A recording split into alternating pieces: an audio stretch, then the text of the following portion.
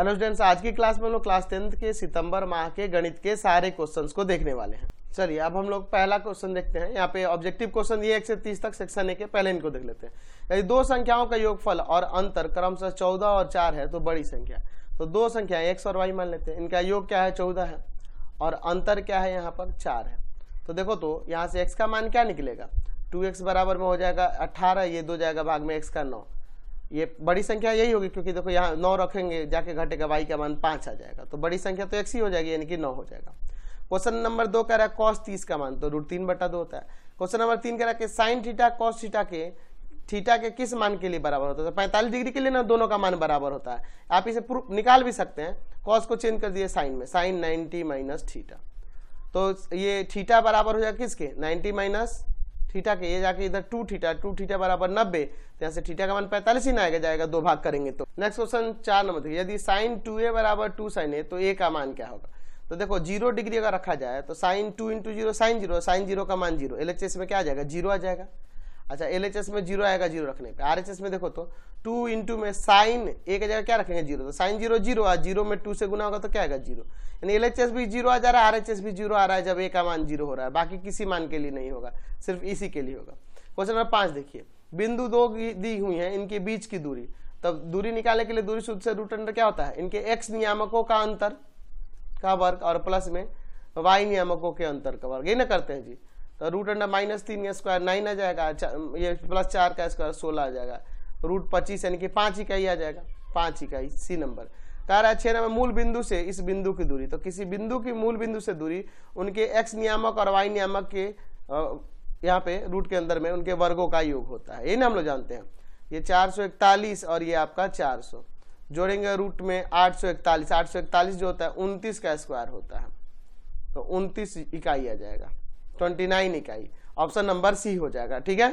Next question 7 number, यदि त्रिभुज ABC और DEF समरूप है तो इनके क्षेत्रफलों का अनुपात क्या होगा। तो हम लोग जानते हैं कि त्रिभुज के क्षेत्रफलों का अनुपात उनके संगत भुजाओं के अनुपात के वर्ग के बराबर होता है। अगर समरूप है तो समरूप त्रिभुज के क्षेत्रफल का अनुपात उनके संगत भुजाओं के अनुपातों के वर्ग के बराबर होता है। अगर इसकी भुजा अगर AB लेते हैं तो इसमें क्या लेना होगा DE, यानी कि AB और DE के वर्ग के अनुपात के बराबर होगा, यही ना हो जाएगा आंसर। क्वेश्चन नंबर 8 देखिए, दो समरूप त्रिभुज, इनके भुजाओं का अनुपात दिया है तो इनके क्षेत्रफलों का अनुपात, तो जानते हैं कि समरूप होगा तो उनके भुजाओं के अनुपात के वर्ग के बराबर होगा उनके क्षेत्रफल का अनुपात, तो इसका वर्ग कर दीजिए, यानी कि आ जाएगा 16:81, ठीक है।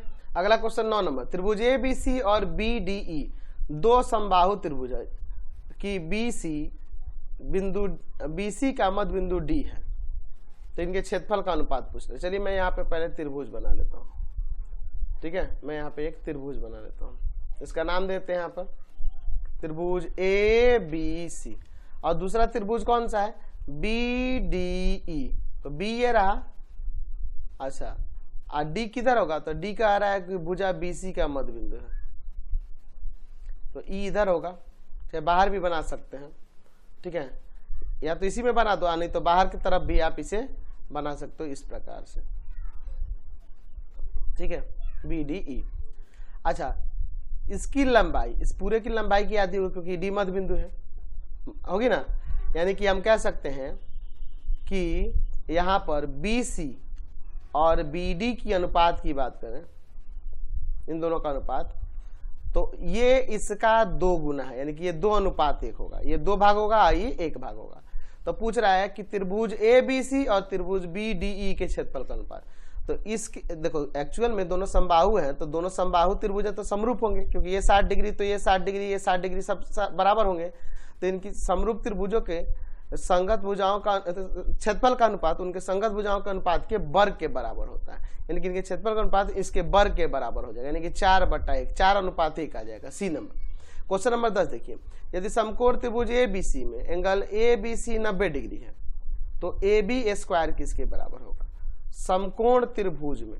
अच्छा देखिए मैं यहाँ पे एक समकोण त्रिभुज की रचना कर लेता हूँ, एंगल ABC, ये B ले लेते हैं, ये A ले लेते हैं और यहाँ C लेते हैं, तो ये AB स्क्वायर किसके बराबर, तो AB का वर्ग यानी कि लंब का वर्ग कर्ण के वर्ग और माइनस आधार के वर्ग के बराबर होगा, यानी कि D नंबर आंसर हो जाएगा। क्वेश्चन नंबर 11 देखिए, त्रिभुज ABC समबाहु त्रिभुज है जिसकी प्रत्येक भुजा 2 है, तो उसके शीर्ष के प्रत्येक शीर्ष के आधार से लंबाई क्या है, अच्छा शीर्ष से आधार की लंबाई यानी शीर्ष लंब निकालना है, ये निकालना है।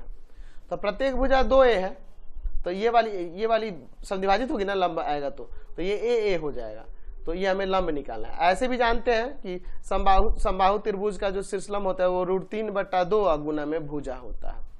ठीक है, ये फॉर्मूला हम लोग जानते ही हैं। तो √3/2 गुना में भुजा क्या है, 2 है, तो a से 2 से 2 कट जाएगा, √3a आ जाएगा, √3a आ जाएगा, बी नंबर है ना। चलिए क्वेश्चन नंबर 12 देखिए, 27 सेंटीमीटर आयतन 27 सेंटीमीटर क्यूब आयतन वाले घन का किनारा, तो घन का किनारा निकालना, तो घन के किनारे का क्यूब ही तो आयतन होता है। आप जानते हैं ना जी, घन का आयतन क्या होता है, भुजा का क्यूब किनारे का क्यूब, तो ए क्यूब किसके बराबर हो जाएगा, 27 सेंटीमीटर क्यूब का, तो ए क्यूब ये कितना का क्यूब है, 3 सेंटीमीटर का क्यूब है ना जी, यानी कि किनारा क्या आ जाएगा, 3 सेंटीमीटर आ जाएगा। समझ गया। चलते हैं नेक्स्ट क्वेश्चन पे। अगला क्वेश्चन देखिए 13 नंबर, एक घन का प्रत्येक किनारा 5 सेंटीमीटर है, तो कुल पृष्ठीय क्षेत्रफल, तो कुल पृष्ठीय क्षेत्रफल होता है 6 गुना भुजा का स्क्वायर। अब भुजा 5 मीटर दिया हुआ है, तो 6 गुना 5 का स्क्वायर 25 मीटर स्क्वायर, तो 25 छक्का 150 मीटर स्क्वायर। ऑप्शन में देखिए तो सी नंबर। क्वेश्चन नंबर 14 देखिए, घन का आयतन दिया हुआ है, तो इसका पृष्ठीय क्षेत्रफल ज्ञात करना है। तो देखिए घन का आयतन की बात कर रहा है, तो घन का आयतन भुजा का क्यूब किनारे का क्यूब होता है, तो भुजा का क्यूब। तो अगर हम लोग बात करें तो कितना दिया घन का आयतन, 2744 सेंटीमीटर क्यूब। तो 2744 की अगर हम बात करेंगे तो किसका क्यूब होता है, 2744, तो ये 14 का क्यूब होता है। तो यहाँ से भुजा आपका कितना आ जाएगा, भुजा का क्यूब बराबर में ये 14 सेंटीमीटर का क्यूब, तो भुजा कितना आ जाएगा यहाँ से 14 सेंटीमीटर, भुजा आ गया 14 सेंटीमीटर। हमें क्या निकालना है, घन का पृष्ठ क्षेत्रफल। तो पृष्ठीय क्षेत्रफल जो होता है वह 6 गुना भुजा का स्क्वायर होता है, यानी कि 6 गुना 14 सेंटीमीटर का स्क्वायर। तो 14 का स्क्वायर 196 में गुना कर देंगे 6 से, तो आ जाएगा 1176 सेंटीमीटर स्क्वायर। ऑप्शन में है बी नंबर। क्वेश्चन नंबर 15, किसी घन का संपूर्ण पृष्ठीय क्षेत्रफल दिया है, तो घन का आयतन, तो घन का संपूर्ण पृष्ठीय क्षेत्रफल दिया है ना जी, तो घन का संपूर्ण पृष्ठीय क्षेत्रफल दिया है, यानी 6 गुना भुजा का स्क्वायर दिया हुआ है, 864 सेंटीमीटर स्क्वायर। तो भुजा यहां से पहले निकाल लेते हैं, भुजा यहां से निकाल लेते हैं। 6 जाएगा भाग में, 6 जाएगा ना भाग में, तो 864 में भाग करना होगा 6 से, तो कितना बार में कट जाएगा, 144 बार में। तो ये भुजा कितना आ जाएगी यहाँ से, तो जानते हैं 12 का स्क्वायर होता है, 12 सेंटीमीटर का स्क्वायर। तो भुजा कितना आ गया, 12 सेंटीमीटर। हमें आयतन निकालना है ना जी, घन का आयतन, घन का आयतन क्या होता है, किनारे का क्यूब या भुजा का क्यूब, वही ना जी। चलिए, यानी कि आ जाएगा 12 सेंटीमीटर का क्यूब। तो 12 का क्यूब क्या हो जाएगा, यहाँ पर 1728 सेंटीमीटर क्यूब। ठीक है, ये ना हो जाएगा जी। चलिए चलते हैं नेक्स्ट क्वेश्चन पे, सी नंबर आंसर हो जाएगा ये। क्वेश्चन नंबर 16 देखिए, बहुलक बताना है किसके बराबर, तो बहुलक 3 गुना माध्यिका माइनस 2 गुना माध्यमान, यही होता है ना जी। क्वेश्चन नंबर 17, द्विघात समीकरण इसका मूल क्या होगा ये बताना। चलिए देखते हैं, 2x स्क्वायर प्लस का x माइनस 6 बराबर 0। तो गुणनखंड कर देते हैं, 2x स्क्वायर प्लस का 4x अब माइनस का 3x माइनस 6 बराबर 0। इन दोनों में से कॉमन है 2x, x प्लस का 2 बच जाएगा, माइनस का 3 कॉमन हो गया, x प्लस का 2 बच जाएगा। यहाँ x प्लस 2 को कॉमन कर लेते हैं, बच जाएगा 2x और माइनस का 3। अलग अलग करेंगे तो x प्लस 2 बराबर 0 कर दीजिए, और फिर 2x माइनस 3 बराबर में 0। तो x बराबर में माइनस का 2 और 2x बराबर में 3, यानी x का मान 3/2, तो -2 और 3/2 आ गया, यानी कि बी नंबर आंसर हो जाएगा। अगला क्वेश्चन देखिए 18 नंबर, यहाँ पर -4 और 5 कह रहा है कि मूल वाले द्विघात समीकरण ज्ञात की। तो द्विघात समीकरण यानी x का मान एक दिया है -4 और एक मान दिया है प्लस का 5। तो इन दोनों से x प्लस 4 बराबर 0 लिख सकते हैं और x माइनस 5 बराबर 0, दोनों को गुना कर लो, x प्लस 4 और गुना में x माइनस 5 बराबर 0, हमारा समीकरण निकल जाएगा। x square minus 5x plus का 4x माइनस का 20 बराबर 0, x square minus x minus 20 बराबर 0, x square minus x minus 20 बराबर 0। देखो तो दिया है x square minus x minus 20 बराबर 0। अब देखिए 19 नंबर, यहाँ पे कह रहा है ये sin 53 बटा में cos 37 का मान। तो देखो ऊपर जो साइन है उसको कॉस में बदल देते हैं, ठीक है ना जी। तो देखो अगर देखा जाए तो 90 में से कितना घटाएंगे तो 53 आएगा, तो हमें पता है 37 घटाएंगे तो 53 आ जाएगा।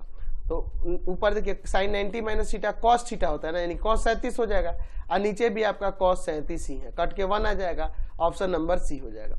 उसी तरह इन दोनों को देखिए 20 नंबर, इन दोनों में से ऊपर देखिए सेक है, नीचे कॉसेक है, तो सेक को बदल देते हैं। तो सेक को देखिए 90 में से अगर 36 घटाएंगे तो 54 आएगा ना जी। चलिए नीचे कॉसेक 36 है, ऐसे रहने दीजिए, माइनस ऊपर टैन है नीचे कॉट है, तो टैन वाले को बदल देते हैं। अच्छा टैन 90 में से कितना घटाएंगे तो 79 आएगा, 11 घटा देंगे और नीचे कॉट है, ठीक है नहीं जी।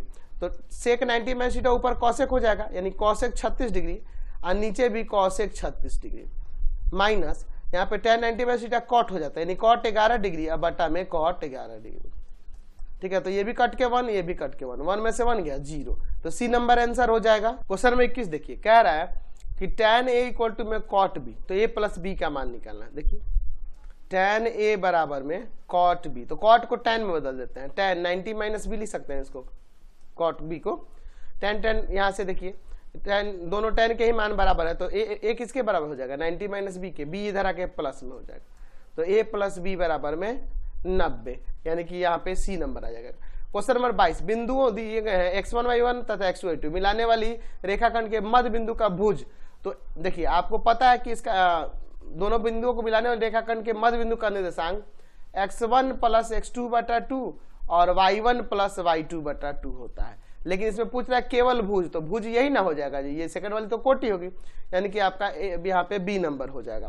क्वेश्चन नंबर 23 देखिए, 3 को बिंदु दिया गया है, संरेख है, तो ए और बी में कैसा संबंध है यही हमें यहाँ बताना, संबंध किस प्रकार का है। ये संरेख है, संरेख यानी एक ही रेखा पर है, तो एक ही रेखा पर है तो आपको पता है कि 1/2, आप देखिए इसको x1 y1, इसको x2 y2 और इसको x3 y3 मान लीजिए, संरेख है तो इसका क्षेत्रफल बराबर में, त्रिभुज का क्षेत्रफल बराबर में 0, तो क्या होता है formula 1/2 x1 y2 minus y3 plus x2 y3 minus y1, यानी कि b माइनस का 2 प्लस का x3 y1 माइनस y2, यानी कि 2 माइनस 0, अब बराबर में 0, तो 1/2 उधर जाके भाग होगा 0 हो जाएगा, या बच जाएगा 1 गुना में माइनस b, यहाँ 0 से गुना होगा तो ये तो टोटल 0 हो गया, यहाँ पे a गुना में 2 बराबर 0, यानी माइनस b प्लस का 2a बराबर 0, यानी ये माइनस b को उधर लाओ तो 2a किसके बराबर हो जाएगा b के, 2a बराबर हो जाएगा b के, यानी कि ऑप्शन नंबर सी हो जाएगा। क्वेश्चन 24 देखिए, 2 बिंदु दिए गए, इनको मिलाने वाले रेखाखंड को 2:1 के अनुपात में विभक्त करने वाली बिंदु का नियामक ज्ञात कीजिए। देखिए 2 बिंदु दिए गए हैं 1 3 4 6, इन दोनों को मिलाने वाले रेखाखंड पे एक अनुपात निकालना है, जो एक बिंदु निकालना है जो 2:1 में, तो x1 y1 इसको मानिए, इसको x2 y2 और इसको m अनुपात n, तो फॉर्मूला मैंने बता रखा है विभाजन सूत्र, mx2 प्लस का nx1 बटा में m plus n, my2 plus का ny1 बटा में m प्लस n, इनके मानों को रख देते हैं, तो यहाँ पे हो जाएगा 2 गुना 4 प्लस का 1 गुना में 1 बटा में m प्लस n, यानी कि 2 प्लस 1, फिर हो जाएगा यहाँ पर आपका 2 गुना में 6 अब प्लस में 1 गुना में 3 और बटा में 2 प्लस 1, देखिए 4 दूना 8 1 9 हो जाएगा ऊपर 9 और बटा में नीचे 3, यहाँ 6 दूना 12 और 3 एकम 3, 12 3 15 बटा में 3, तो ये कट जाएगा, ये कटेगा 3 बार में, ये 3 5 15, तो 3,5 आ जाएगा। ऑप्शन में देखिए बी नंबर। यहाँ पे देखिए 3 बिंदु दिए हैं, इनके शीर्षों की परिमिति निकालनी है, समझिए इसको, मैं यहाँ पे इसको द्विविमीय ज्यामिति से बनाता हूँ, ये और आसान हो जाएगा। x अक्ष और y अक्ष ले लेता हूँ, ध्यान से देखिएगा, परिमिति यानी कि तीनों भुजाओं का योग, ध्यान से देखिए, एक तो 0 0 निर्देशांक है, यानी कि ये हो जाएगा, है ना, 0 0 है तो मूल बिंदु हो जाएगा, दूसरा 0,12 है तो इस पे होगा, पाई x पे धनात्मक दिशा में, यानी कि ये लंबाई 12 हो जाएगी। अच्छा, और एक 5 0 है तो इस पे हो जाएगा, 5 0 है तो इस पे हो जाएगा, तो यहाँ से यहाँ लंबाई 5 हो जाएगी। चलिए, तो ये एक भुजा 12 एक भुजा 5 हो गई, ये वाली निकालनी होगी, तो कर्ण है ना AC, तो कर्ण बराबर में रूट अंडर लंब का स्क्वायर प्लस आधार का स्क्वायर, यानी 12 का स्क्वायर और प्लस में 5 का स्क्वायर, 12 का स्क्वायर 144, 5 का स्क्वायर 25, रूट अंडर 169 आ जाएगा, यानी कि 13 आ जाएगा, ये 13 आ जाएगा। तो यहाँ पे ये 13, ये 12 और ये 5, तो तीनों का योग क्या हो जाएगा, वही ना परिमिति हो जाएगी।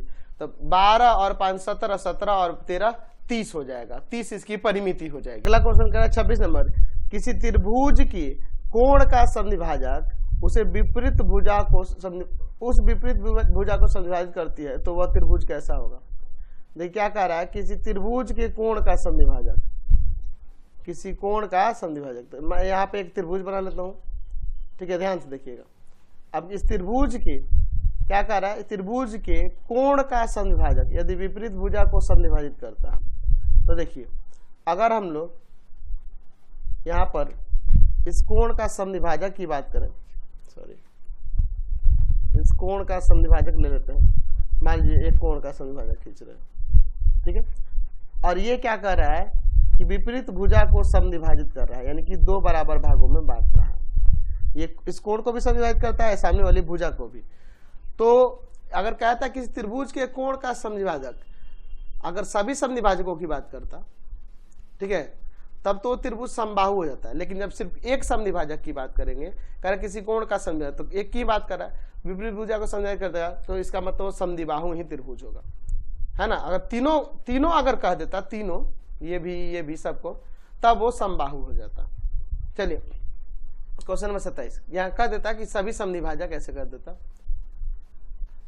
किसी चतुर्भुज के आसन्न भुजाओं के मध्य बिंदु को मिलाने वाली रेखाखंड द्वारा निर्मित चतुर्भुज कहलाता है। ध्यान से देखिए, कोई चतुर्भुज बना लेते हैं, ठीक है, ये चतुर्भुज हो गया, इसका नाम देते हैं ए बी सी डी। आसन्न भुजाओं के मध्य बिंदुओं को ये और ये, इनको मिलाने से जो चतुर्भुज बनेगा वो कैसा चतुर्भुज बनेगा, तो हम लोग साबित भी किए हुए 9th क्लास में। ये एक्चुअल में एक समांतर चतुर्भुज बन जाता है, डी नंबर हो जाएगा ना।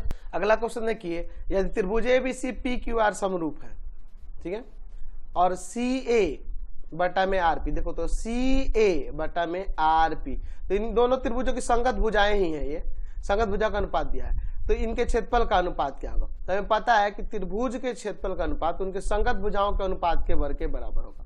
तो पी क्यू आर की भुजा यहाँ पर किसको लिया है, आर पी को, और ए बी सी की भुजा कौन सी लिया है, सी ए को। देखो इसमें पहले त्रिभुज पी क्यू आर को लिख दिया, इसलिए सी आर को ऊपर मैंने लिखा, सी ए को नीचे, इसी के ना वर्ग के बराबर होगा। तो इन दोनों का अनुपात अगर देखा जाए आर पी और सी ए का अनुपात, तो 3:2 लिखना होगा, 3/2 उल्टा लिखना होगा ना जी, ये उल्टा है स्क्वायर, तो 3 का स्क्वायर 9 और 2 का स्क्वायर 4, यानी कि 9:4 क्षेत्रफल का अनुपात हो जाएगा, है ना, 9/4 या 9:4। चलिए क्वेश्चन नंबर यहाँ पे देखते हैं 29, समद्विबाहु त्रिभुज ए बी सी में। अच्छा ध्यान से देखिए, मैं यहाँ पे समद्विबाहु त्रिभुज बना देता हूँ ए बी सी में, यहाँ पर ए सी बी सी के बराबर है, तो इसको सी मान लेते हैं, इसको ए या इसको बी। क्या कह रहा है कि ये जो ए सी है बी सी के बराबर है, समद्विबाहु त्रिभुज है, और यहाँ पे कह रहा है कि ए बी स्क्वायर बराबर है 2ac स्क्वायर के। अच्छा एक बात बताओ, ए बी स्क्वायर बराबर में हम 2ac स्क्वायर को ac स्क्वायर प्लस में ac स्क्वायर नहीं लिख सकते इस तरह से दो बार, कोई दिक्कत तो नहीं है ना जी। चलिए अब इसके बाद देखिए, ए बी स्क्वायर बराबर में ac स्क्वायर की बात करें तो देख रहे हैं ac bc के बराबर है, तो इसको bc भी लिख सकते हैं। तो देख रहे हैं कि हमारा ac का स्क्वायर ab का स्क्वायर ac स्क्वायर और bc स्क्वायर के योग के बराबर होगा, तो ये पाइथागोरस लग रहा है ना। तो यहाँ पे पूछ रहे एंगल ACB क्या होगा, तो चूंकि इस कर्ण का वर्ग लंब और आधार के वर्ग के योग के बराबर हो रहा है, इसका मतलब कर्ण के सामने वाला कोण समकोण होगा, यानी कि एंगल ACB की बात कर रहे थे, कितना डिग्री होगा, 90 डिग्री हो जाएगा ना जी ACB। समझ गए। क्वेश्चन नंबर 30 देखिए, त्रिभुज ABC में, चलिए मैं एक यहाँ पे त्रिभुज बना लेता हूँ, ठीक है, यहाँ पे मैं त्रिभुज बना लेता हूँ, ध्यान से देखिएगा। एक त्रिभुज बना लिया मैंने, इसका नाम देता हूँ ABC। इस ABC में BC पर एक बिंदु D, BC पर एक बिंदु D इस प्रकार स्थित है, इस प्रकार स्थित है कि यहाँ पे ध्यान से देखिएगा, इसको मैंने मिला दिया। अब क्यों मिला रहा है अभी बता रहा हूँ। AB बटा AC, AB बटा AC बराबर है BD बटा DC के, BD बटा DC के। तो ये तो कोण समद्विभाजक प्रमेय मैंने पढ़ा रखा ना थेल्स प्रमेय के बाद। अब कह रहा कि एंगल ABC 70 डिग्री है, ये 70 डिग्री है। एंगल ACB 50 डिग्री है, ACB अच्छा ये 50 डिग्री है। तो पूछ रहा है एंगल BAD कितना होगा। समझिए पहली बात कि त्रिभुज के तीनों कोणों का 180 डिग्री होता है योग, तो 70 और 50 कितना हो गया 120, हाई पूरा आ जाएगा 60 डिग्री। एक्चुअल में ये अनुपात जब बराबर दिखा रहा है AB और AC का, इन दोनों का अनुपात होगा, तो इसका मतलब ये AD जो होगा इस एंगल A का समद्विभाजक होगा। अगर इन दोनों का अनुपात इन दोनों के अनुपात के बराबर है, यानी ये दिया हुआ है, तो हम लोग प्रमेय में जानते हैं कि ये एक्चुअल में AD क्या होगा, एंगल A का समद्विभाजक होगा। तो जब ये एंगल A का समद्विभाजक है तो ये 60 डिग्री टोटल कोण है, तो इसका मतलब 30-30 हो जाएगा, है ना। तो 30 हो जाएगा। बना नहीं रहा है, ऑब्जेक्टिव टाइप का है। सेक्शन बी देखते हैं, इसमें 1 से 10 तक लघु उत्तरीय प्रश्न दिया है। पहला दिया है कि मान इसका निकालना दिया है कॉसेक 49 डिग्री अब बटा में सेक 41 डिग्री। अच्छा दोनों एक दूसरे के पूरक है। कॉसेक को ही यहाँ पे देखो, अगर हम लोग बात करें 49 की, तो 90 में से कितना घटाने पे 49 आएगा 41 ना, और नीचे आपका क्या है सेक 41 डिग्री। तो cosec 90 minus theta sec theta होता है ना, यानी कि सेक 41 हो जाएगा, और नीचे भी आपका सेक 41 डिग्री है। कट के कितना आ जाएगा 1 आ जाएगा। चलते नेक्स्ट क्वेश्चन पे। क्वेश्चन नंबर 2 देखिए, हमें क्या करना है, इसका मान निकालना दिया है कॉस 45 डिग्री बटा में आपके पास सेक 30 डिग्री और प्लस में कॉसेक 30 डिग्री। तो देखिए अगर हम लोग कॉस 45 की बात करें तो ये 1/√2 बटा में देखिए क्या दिया है सेक 30 डिग्री, तो ये 2/√3 हो जाएगा, और कॉसेक 30 डिग्री तो ये हो जाएगा 2। एलसीएम ले लेते हैं, ऊपर 1/√2 और नीचे एलसीएम हो जाएगा √3, तो आ जाएगा 2 और प्लस का 2√3, ये ऊपर चला जाएगा, है ना, यानी हो जाएगा √3 और बटा में √2 इंटू में 2 प्लस का 2√3। नीचे चाहो तो गुना कर सकते हो, क्या आ जाएगा √3 बटा में ये √2 में इन सब में गुना होगा तो आएगा 2√6 आप प्लस में 2√2, हर का परिमेयकरण कर देते हैं। √3 बटा में 2√6 प्लस का 2√2 गुना कर देंगे 2√6 माइनस के 2√2 से, ऊपर और नीचे भी, ठीक है, 2√6 माइनस का 2√2। तो देखिए ऊपर आपका वही आ जाएगा √3 माइनस का 2√6 माइनस का 2√2, और नीचे प्लस माइनस है तो a square minus b square, यानी कि 2√6 का स्क्वायर और माइनस में 2√2 का स्क्वायर। चलिए ऊपर देखिए यहाँ से 2 कॉमन कर लेते हैं, या पहले इसमें गुना कर दो ना, ये हो जाएगा 2√18 और माइनस का 2√6, और नीचे देखिए क्या हो जाएगा 2 का स्क्वायर 4 और 4 छक 24 आ जाएगा, और माइनस का 2 का स्क्वायर 4 दूना 8 आ जाएगा, ठीक है। अब इसके बाद देखिए ऊपर आप एक काम कर सकते हैं, 2 यहाँ √18 को ना आप 3√2 लिख सकते हैं, या आप ऐसे कर सकते हैं, आप लिख सकते हैं 3 गुना 3 गुना 2, तो पेयर बन जाएगा, बाहर निकल जाएगा माइनस का 2√6, और बटा में नीचे क्या आ जाएगा हटाएंगे तो 16 ना। चलिए ऊपर से कुछ कॉमन है क्या, 2 कॉमन कर लो, सिर्फ 2 कॉमन कर लो, तो अंदर हो जाएगा 3√2 और माइनस का √6 और बटा में 16, ये कट जाएगा कितना बार में 8 बार में, तो यानी कि फाइनली आ जाएगा 3√2 माइनस का √6 और बटा में 8, ये आपका आंसर हो जाएगा। क्वेश्चन नंबर 3 देखिए, द्विघात समीकरण का विवेचक निकालना है। तो देखिए द्विघात समीकरण दिया है 3x² माइनस का 2x प्लस 8 बराबर 0। तो यहाँ a का मान है 3, b का मान है -2 और c का मान है 8। तो हमें विवेचक निकालना है, तो विवेचक यानी कि d बराबर में होता है b² माइनस का 4ac, यानी -2 का स्क्वायर -4 इंटू में a की जगह पर 3 और c की जगह पे 8, तो ये 4 और माइनस का यहाँ पे कितना होगा 4 12 8 96, यानी कि आ जाएगा यहाँ माइनस का 92 विवेचक। समझ गए। चलते हैं नेक्स्ट क्वेश्चन पे। नेक्स्ट 4 नंबर में इसका गुणनखंड निकालना है, दिया है x² माइनस x माइनस 30 बराबर 0। तो चलिए गुणनखंड करते हैं, x² माइनस का 6x अब प्लस का 5x, देखो घटेगा तो माइनस का x, गुना होगा तो इसके और इसके गुणनफल के बराबर आ जाएगा। x कॉमन हो जाएगा x माइनस का 6 प्लस का 5 कॉमन होगा x माइनस 6, दोनों ब्रैकेट में सेम आ गया ना, x माइनस 6 को यहाँ से कॉमन कर लेंगे, यहाँ x बच जाएगा, यहाँ प्लस का 5 बच जाएगा। समझ गए। क्वेश्चन नंबर 5 देखिए, द्विघात समीकरण ये दिया है, इसका मूल ज्ञात करना है। चलिए 2x² माइनस का 5x प्लस का 2 बराबर, इसका चलिए गुणनखंड करके मूल निकालते हैं। 2x² माइनस का 4x माइनस का x प्लस 2, देखिए ये दोनों जुड़ के ये हो जाएगा, गुना करने पे इन दोनों के गुना के बराबर। यहाँ से 2x कॉमन है, x माइनस 2 बच जाएगा, माइनस का 1 कॉमन है, x माइनस 2 बच जाएगा, दोनों ब्रैकेट में x माइनस 2 है, कॉमन कर लेते हैं, तो यहाँ बच जाएगा 2x माइनस 1 बराबर 0। तो यहाँ से लिख सकते हैं x माइनस 2 बराबर 0, एक हो जाएगा 2x माइनस 1 बराबर 0। तो यहाँ x माइनस 2 बराबर 0 यानी x का मान 2 आ जाएगा, यहाँ 2x बराबर में 1 यानी x का मान 1/2, तो 2 को मूल निकल गया, एगो 2 एगो 1/2। क्वेश्चन नंबर देखते हैं यहाँ पर 6, बिंदु दिया गया इसके कार्तीय तल में निरूपित करना है। चलिए देखते हैं, सिंपल तो है। कार्तीय तल पे x अक्ष और इस पर मैं दिखा देता हूँ यहाँ y अक्ष, ठीक है। ध्यान से देखिएगा, x इधर देते हैं x डैश, यहाँ y और नीचे मैं y डैश दे देता हूँ। 7 तक लेना है ना जी, चलिए ले लेते हैं। 1 2 3 4 5 6 7, इसमें भी 1 2 समान समान दूरी पे 3 4 5 6 7, फिर नीचे भी इधर भी -1 -2 -3 -4 -5 -6 -7 -1 -2 -3 -4 -5 -6 ठीक है। तो x का -5 ये रहा और y का यहाँ पर 7 कह रहा, तो y का ये रहा 7, x का -5 ये रहा -5, ठीक है। इधर ये -5 हो गया, इधर 7 हो गया, ये बिंदु हो जाएगा -5, 7। समझ गए। नेक्स्ट क्वेश्चन देखिए 7 नंबर, यदि समबाहु त्रिभुज की भुजा की लंबाई दी हुई है तो शीर्ष से आधार पर खींचे गए लंब की लंबाई। तो हम लोग जानते हैं कि शीर्ष से यह लिख सकते हैं कि समबाहु त्रिभुज की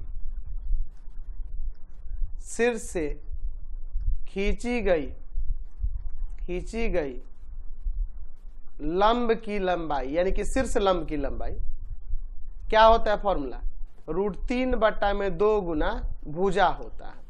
तो √3/2, अब भुजा कितना दिया है 12 सेंटीमीटर ना, कट जाएगा यहाँ से 6 बार में, तो 6√3 सेंटीमीटर ये हो जाएगा शीर्ष लंब। समझ गए। क्वेश्चन नंबर 8 देखिए, 2 समरूप त्रिभुज इस प्रकार है कि उनकी संगत भुजा का अनुपात 4:7 है, तो उनके क्षेत्रफल का अनुपात। तो हम लोग जानते हैं कि 2 समरूप त्रिभुजों के क्षेत्रफल का अनुपात किसके बराबर होता है, तो त्रिभुजों के संगत भुजाओं के अनुपात के वर्ग के बराबर, तो यहाँ पे वर्ग अनुपात दिया ही है ना 4:7, तो 4/7 का वर्ग कर देंगे तो आ जाएगा 16, 7 49, आंसर हो जाएगा 16:49, ये उनके क्षेत्रफल का अनुपात हो गया। क्वेश्चन नंबर 9 देखिए, 3 घनों जिसके प्रत्येक आयतन 125 सेंटीमीटर क्यूब है, ठीक है, को आपस में परस्पर लगातार जोड़ा जाता है, तो परिणामी घनाभ का लंबाई ज्ञात करना है। समझिए, यहाँ पर मैं यहाँ पर 3 को बनाता हूँ, ठीक है ना जी, 3 को घन बना देता हूँ, नहीं ये 3D अच्छा नहीं लगेगा, पेन से मैं बना देता हूँ सिंपली। ध्यान से देखिएगा, यहाँ पे 3 को घन संलग्न करता हूँ, एक ये हो जाएगा, तीनों का आयतन बराबर है, यानी कि भुजाएं भी बराबर होंगी, हाँ जी, एक घन हो गया, फिर दूसरा इसी में जोड़ देना, ठीक है, और फिर तीसरा इसी में जोड़ देना, इसी तरह से देख रहे हैं ना। तो इस प्रकार से एक बन गया घनाभ, परिणामी घनाभ बन गया। तो इस घनाभ की भुजा की लंबाई है ना, इसकी लंबाई क्या होगी, इसकी लंबाई, तो यहाँ पे मान लेते हैं कि माना प्रत्येक घन का किनारा या घन की भुजा a है, ठीक है, बराबर में a मान लिए, तो ये भी a होगा, ये भी a होगा, ये भी a होगा, तो परिणामी घनाभ की भुजा,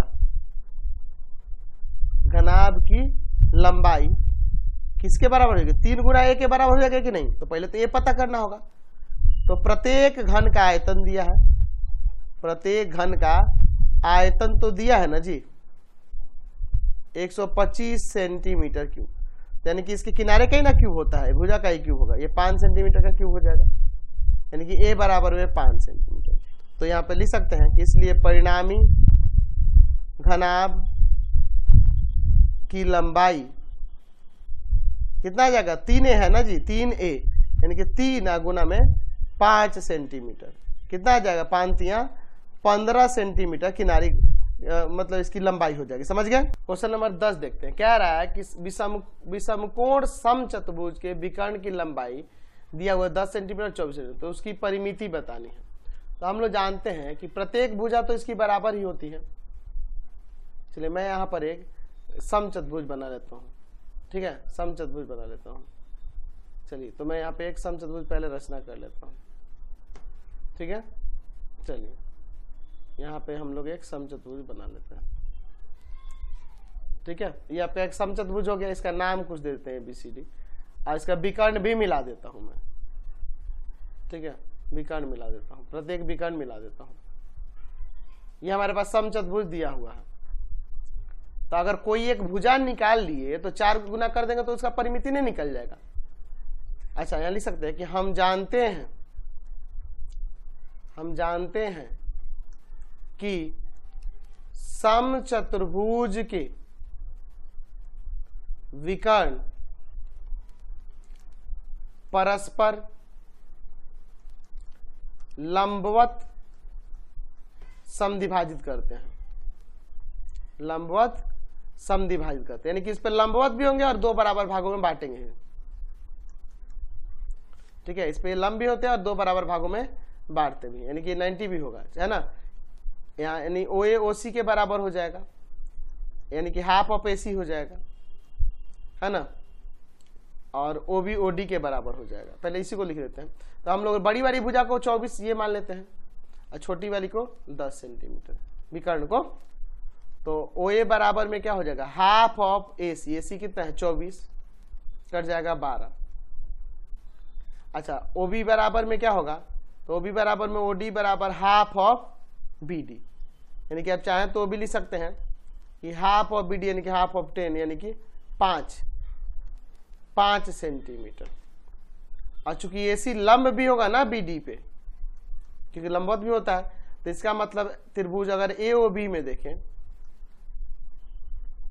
तो इसमें ये जो कर्ण AB है, कर्ण ही ना कहलाएगा इस त्रिभुज में, रूट अंडर OA स्क्वायर आप प्लस में OB स्क्वायर के बराबर होगा, यानी आ जाएगा 12 का स्क्वायर आप प्लस में 5 का स्क्वायर। तो 12 का स्क्वायर 144 आप 5 का स्क्वायर 25, यानी कि रूट अंडर 169, यानी 13 आ जाएगा। प्रत्येक किनारा 13 सेंटीमीटर हो जाएगा। ये भी कितना आ गया 13 सेंटीमीटर। तो यहाँ पे लिख सकते हैं कि समचतुर्भुज की परिमिति कितना होगा, 4 गुना में भुजा, यानी कि AB है तो AB ही लिख देते हैं, 4 गुना में 13, ठीक है, 13 चौका 52 सेंटीमीटर परिमिति आ जाएगा। दीर्घोत्तरीय प्रश्न देखते हैं, 5 क्वेश्चन है। सिद्ध 11 नंबर में सिद्ध करें किसी त्रिभुज की भुजाओं के मध्य बिंदु को मिलाने से बना त्रिभुज मूल त्रिभुज के समरूप होता है। चलिए मैं यहाँ पर एक त्रिभुज बना लेता हूँ, ठीक है। इस त्रिभुज का नाम मान लीजिए कुछ दे देते हैं, सपोज ABC है, ABC। इसके भुजाओं के मध्य बिंदु मान लीजिए AB का मध्य बिंदु यहाँ पे D है, BC का मध्य बिंदु E है और इसका मध्य बिंदु F है। तो इन तीनों को मिलाएंगे तो यहाँ से जो त्रिभुज बनेगा ये DEF, ठीक है। ये DEF त्रिभुज भी मूल त्रिभुज यानी कि ABC के समरूप होगा, ये हमें दिखाना है, ठीक है। चलिए अब इसका हम लोग यहाँ पे देखते हैं। हमारे पास दिया है कि DE तथा F त्रिभुज ABC की भुजाओं AB, BC तथा AC के मध्य बिंदु है, ये हमारे पास दिया है। तो इन मध्य बिंदुओं को मिलाने से जो त्रिभुज बना है ना, तो सिद्ध करना है कि जो त्रिभुज ये बना है त्रिभुज DEF ये समरूप होगा मूल त्रिभुज के, यानी समरूप हो जाएगा त्रिभुज ABC के। चलिए इसका प्रमाण देखिए। चूंकि D तथा F क्रमशः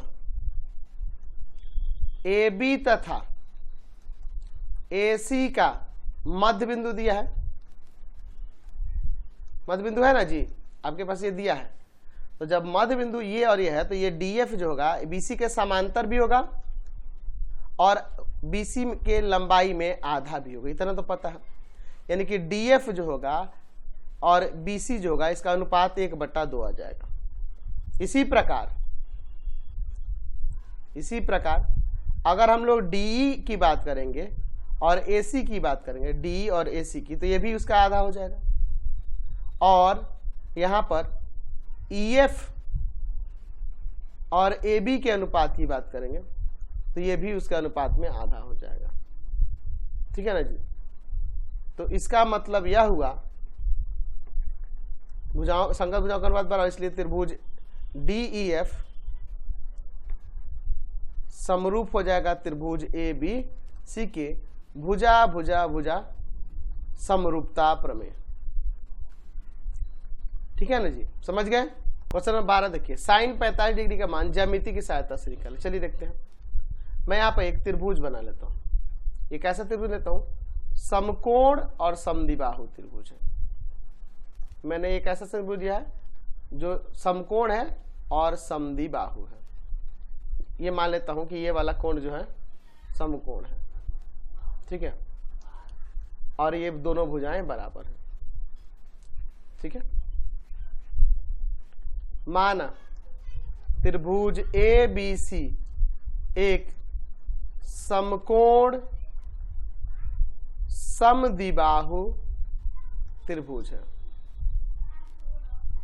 समकोण समद्विबाहु त्रिभुज है जिसमें एंगल B जो है 90 डिग्री का है और AB जो है ना, यहाँ पर AB ये CB के बराबर है। देख रहे हैं ना, AB CB के बराबर है और ये बराबर हम लोग मान लेते हैं कि A है सपोज। तो ये भी A होगा और ये भी A होगा। अच्छा, जो समकोण समद्विबाहु है इसलिए प्रत्येक न्यून कोण कितना डिग्री का हो जाएगा, यानी एंगल A और एंगल C बराबर होगा और 90 का आधा आधा होगा, यानी 45 हो जाएगा। ये भी 45 हो जाएगा, ये भी 45 हो जाएगा। अच्छा, इसमें ये जो कर्ण AC है ये कैसे निकलेंगे? तो रूट अंडर लंब का स्क्वायर और प्लस में आधार का स्क्वायर, यही ना होता है जी फॉर्मूला। AC बराबर में रूट अंडर A का स्क्वायर प्लस A का स्क्वायर, यानी कि रूट अंडर में 2A का स्क्वायर, यानी आ जाएगा रूट अंडर 2A। कितना आ गया? Root under 2A। तो यह एंगल की बात कर रहे हैं। तो साइन 45 डिग्री लेंगे। हम जानते हैं कि साइन थीटा बराबर होता है लंब बटा में कर्ण। ठीक है ना जी। तो साइन 45 लेंगे, ये एंगल लेंगे तो लंब कौन होगा? इसके सामने वाली भुजा और कर्ण ये हो जाएगा। तो साइन 45 यानी कि BC ये A है और ये रूट 2A है। A से A कट गया, 1 ऊपर बच गया। तो साइन 45 डिग्री का मान यहाँ से कितना आ गया? 1 बटा में रूट 2। फिगर को इसे घुमा के भी बना सकते हो, ठीक है ना। हम लोग ऐसे बना लिया, आप फिगर को थोड़ा घुमा के बना लीजिएगा, ठीक है। यहाँ पर कुछ इस तरह से बना देना तो अच्छा और समझ में आ जाएगा अच्छे से, ठीक है। कोई दिक्कत नहीं है, ऐसे इसी को भी रख सकते हैं। A, B और C ये दोनों बराबर हो जाता, ये 45 हो जाएगा, ये 45 हो जाएगा। तो इससे और थोड़ा अच्छे से समझ में आ जाएगा, ठीक है ना जी। क्वेश्चन 13 देखिए, द्विघात समीकरण जहाँ a ≠ 0 इसका संबंध स्थापित करना, यानी कि इससे ये लाना है। चलिए देखते हैं। हमारे पास दिया हुआ है क्या? ax² plus bx plus c बराबर में 0 और कह रहा है कि a 0 के बराबर नहीं है। तो a से भाग कर देते हैं दोनों तरफ। a से भाग देने पर x² को अकेले करते हैं पहले, यानी हो जाएगा ax² बटा में a प्लस का b बटा ax प्लस का c बटा a बराबर 0 बटा a यहाँ कट जाएगा। x² प्लस का b बटा ax और प्लस का c बटा a, इधर ये 0। देखो इसको एक काम करते हैं, x² प्लस b बटा ax इक्वल टू में माइनस का c बाई a लिख सकते हैं। अब देखिए x² इसको फॉर्मूले पे सेट करते हैं, प्लस 2 इंटू में x इंटू में b बटा 2a, 2 से गुना किया 2 से भाग किए, तो a² प्लस 2a और ये पूरा b हो गया, तो प्लस b का स्क्वायर कर देते हैं। अब चूंकि ये खुद से लिखे है b का स्क्वायर, तो ये बैलेंस करने के लिए बराबर की इधर भी लगा देते हैं, b बाई 2a का square minus c by a, ठीक है। अब यहाँ से देखिए फॉर्मूले पे सेट हो जाएगा, ये a प्लस बी के होल स्क्वायर पे है, x plus b by 2a का स्क्वायर, और इधर पहले स्क्वायर करके फिर एलसीएम लेते हैं। यहाँ आ जाएगा बी स्क्वायर बटा में 4a स्क्वायर माइनस का c बटा एक्स प्लस का b बाई 2a का स्क्वायर इक्वल टू में इधर एलसीएम लेते हैं 4a स्क्वायर, तो आ जाएगा यहाँ बी स्क्वायर माइनस इसमें भाग करेंगे a स्क्वायर से a कट जाएगा, एक 4a बचेगा, 4a जाकर ऊपर उना करेगा तो 4ac हो जाएगा, माइनस है तो माइनस रहेगा, स्क्वायर को उधर भेज देते हैं x plus B by 2a बराबर में plus minus root under B square minus 4ac बटा में 4a स्क्वायर।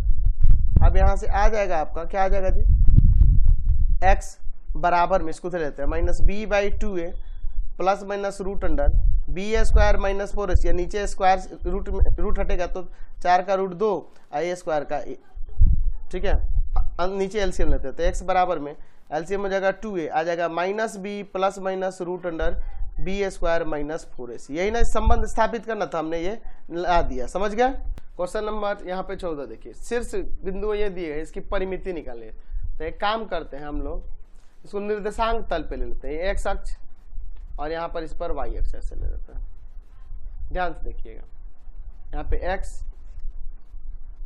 ठीक है, यहाँ पे लेते हैं एक्स, यहाँ पर एक्स डैश, यहाँ वाई और वाई डैश। अब बताइए 0 0 है तो ये निर्देशांक हो जाएगा, 4 0 है तो इस पे कहीं होगा, और 0 3 है तो इधर कहीं होगा, है ना जी। इनका नाम कुछ देते हैं, ए, इसको ओ और इसको बी, इसको मिला देते हैं, ठीक है। तो इसको जब मिलाइएगा यहाँ से यहाँ तक ऐसे, ये ना करेंगे जी।